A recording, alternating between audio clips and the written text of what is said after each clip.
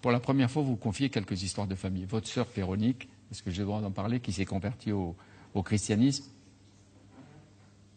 Vous le faites. Non, mais vous prenez le droit. Vous avez été surpris? Oui, j'ai été surpris, oui. Vous ne pouvez pas rien faire contre son choix. Vous l'avez accompagné, le Christ. Attendez, c'est une toute petite sœur, beaucoup plus jeune que moi, mais enfin, elle est tout de même majeure. Elle fait ce qu'elle croit devoir faire. Le seul point par lequel cela me concerne, c'est...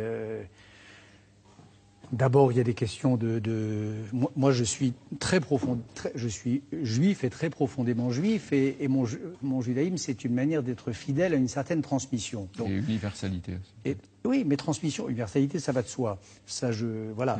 D'accord. Mais donc, je ne peux pas m'empêcher de penser qu'en faisant ça, elle rompt une chaîne de transmission. Peut-être, elle contribue à la rompre.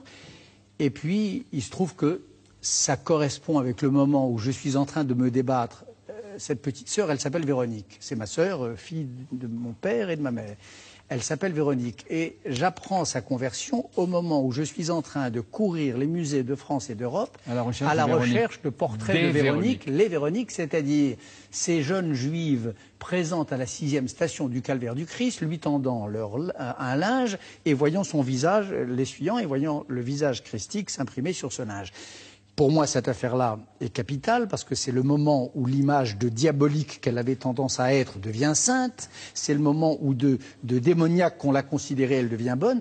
Et puis j'apprends cette nouvelle, en effet personnelle, qui me tombe dessus un peu comme la foudre. Oui. Véronique Lévy comprend peut-être mieux aujourd'hui le judaïsme et les juifs.